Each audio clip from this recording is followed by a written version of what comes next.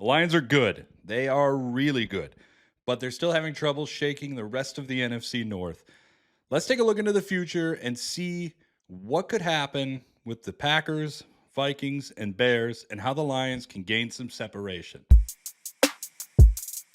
Hi, I'm Mike Payton from A to Z Sports Detroit, and today we're going to talk about how the Lions can gain some separation away from the Packers, Vikings, and Bears, who are keeping pace with the Lions despite the Lions going on this tremendous run. The Vikings are right behind them. The Packers are right behind the Vikings. The Bears, while things seem to be falling apart there, are a team you just feel like you can't write off just because they do have a pretty solid defense.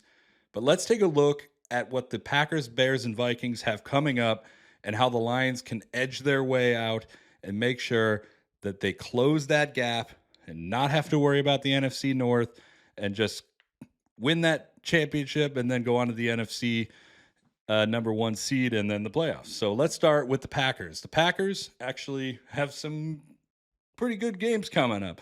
They're going to start off with the 49ers. Now, I know the 49ers have not been the team that they were last year, the year before, but they still, the 49ers, you cannot count them out. They're a team that always seems to give the Packers trouble.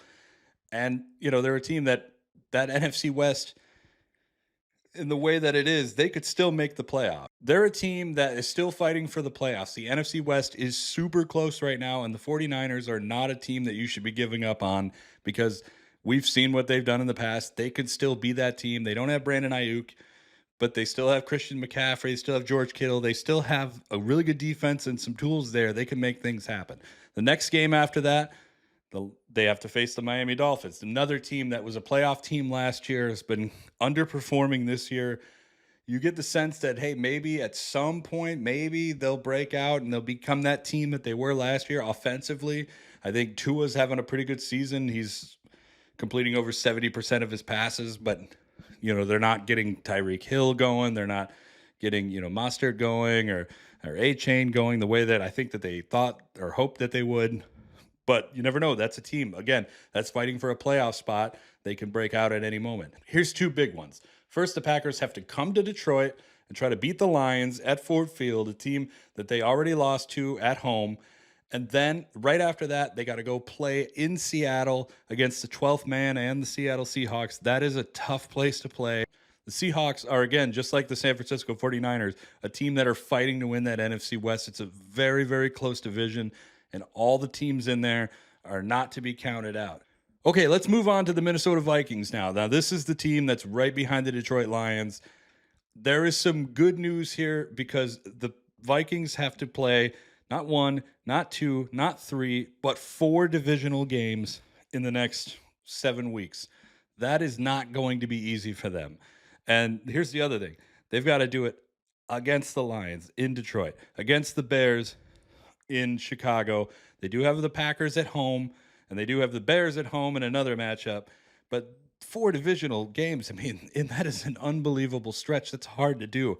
And anybody can tell you that it's really hard to beat a team twice. Some other games to watch, and we're going back to the NFC West again. The Cardinals, now that's a team that's currently leading that division. They have a dangerous offense. Like, watch out for that team. Their defense is not bad either. Do not think that just because the Lions handled them that they are not a good team. Lions are handling a lot of good teams right now.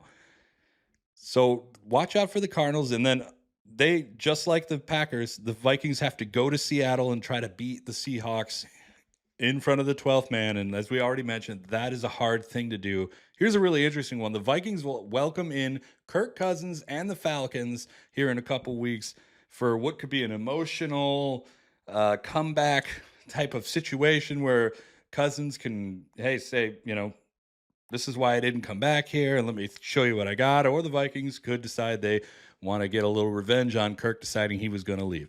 So that's one to watch for sure. The last one is the Bears. Now, if you thought the Vikings had a lot of division games, the Bears have more. The Bears have 5 divisional games in the back half of the season. They've got to go to Detroit for Thanksgiving. They've got to go to Lambeau in the final week of the season. They've got to go to Minnesota. So they've got all 3 of their away games, divisional away games coming up here. Then they got the Lions again at home in the first, bit of December there, so we'll see. Maybe that could be a weather game. I don't know. But that is a hard stretch, 5 divisional games for the Chicago Bears. And as we mentioned, the Bears are really kind of a team that's, we're not really looking at a whole lot because it feels like they're out. But you never know. They also have 2 NFC West opponents. They got the 49ers and the Seahawks. They do have the Seahawks at home. They don't have to go play in front of the 12th man. But all these games are ones to watch. And I really do not see any one of these 3 teams coming out.